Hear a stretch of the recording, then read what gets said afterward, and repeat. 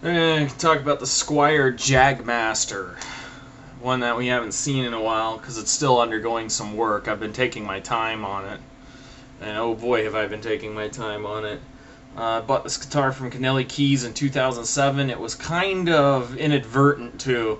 Originally, when I went and bought the Telecaster, I came into the store looking for a Jagmaster, and I disclosed this, and so without even asking me, they went and ordered one, and all of a sudden I get this call 5 days later, and they say, your Jagmaster has came in. I'm like, well, I have enough for it. I'll just go buy it.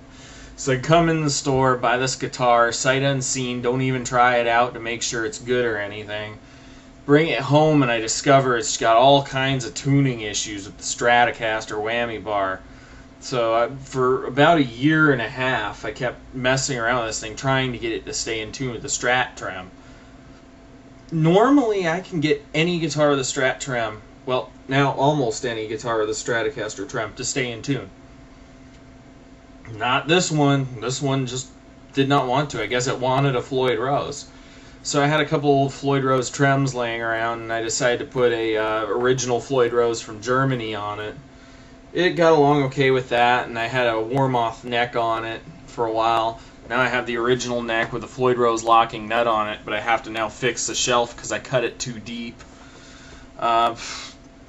Otherwise, it plays pretty good. I kind of like it. It's got this sort of 70s vibe to it with the witch hat knobs. It's got an 82 DiMarzio Super 2 humbucker in the neck and an 80s PV Falcon humbucker in the bridge. And they're both just basically big square blocks with pole pieces sticking out of them. It now has my Floyd 2 on it, which allows me to do all sort of the, the Brad Gillis sort of thing, that kind of thing, like Brad Gillis of Night Ranger used to do,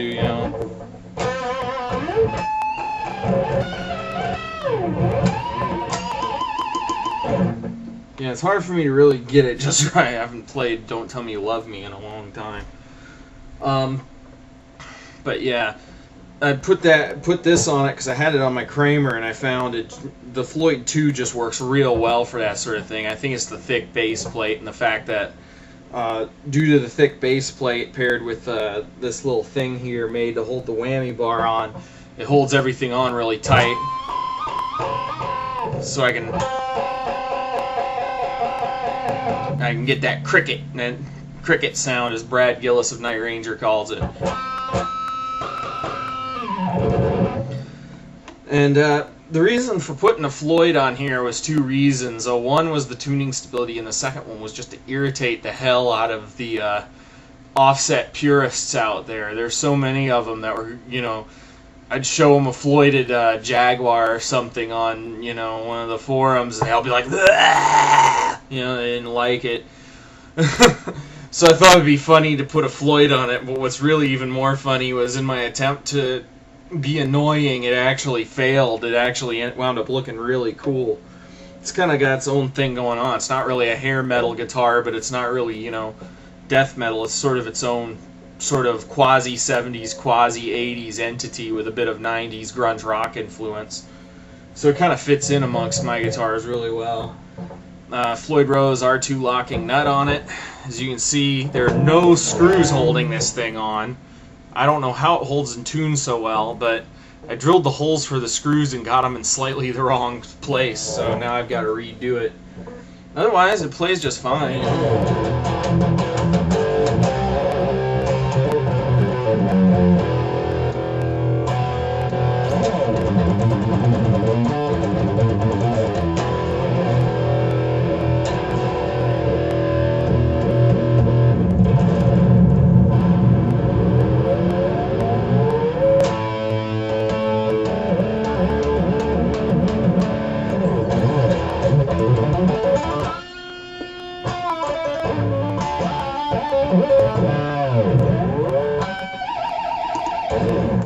So yeah, it's got that 80s thing going on with it due to the whammy bar.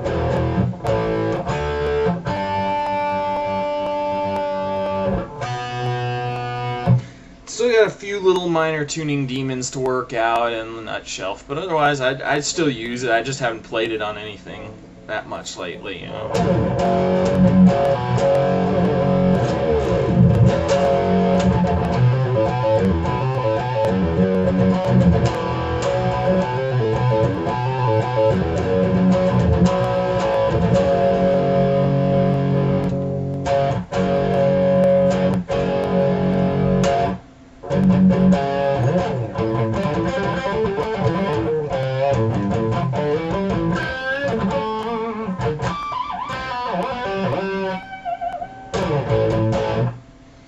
So yeah, I mean that's what it is, and it's still got the nice, clean 24-inch scale sound. It's 24-inch scale like Jaguar is.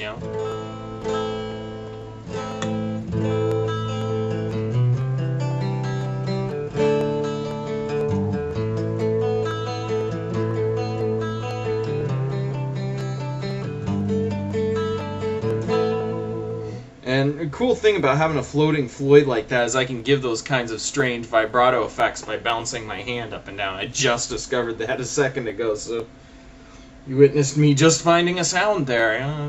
That's why I like different guitars with different hardware. I can do different weird things with them.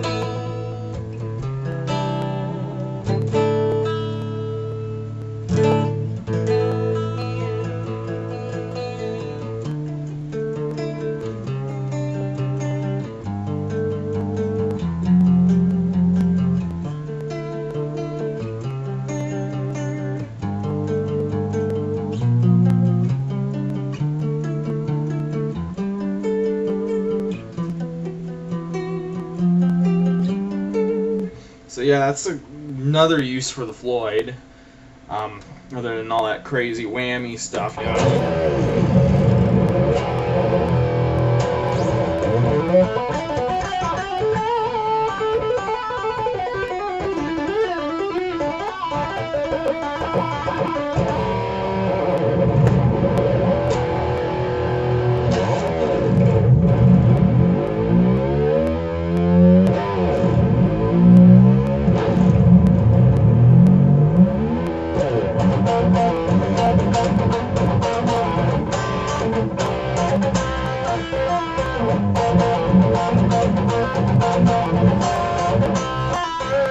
So you can see what I mean by tuning issues a little bit. It's still not perfect, but it's getting there. I just got to do a few more tweaks, and this guitar will probably be perfect for me for doing all kinds of crazy Floyd stuff. It's pretty much taken over as my main Floyd Rose guitar. I retired my old red Kramer not too long ago because I just found it wasn't reliable enough for live performance, and it's got a lot of problems, broken legs on pickups, messed up issues with other parts.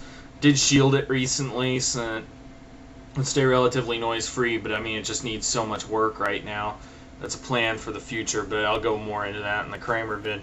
Anyway, let's move on to another guitar.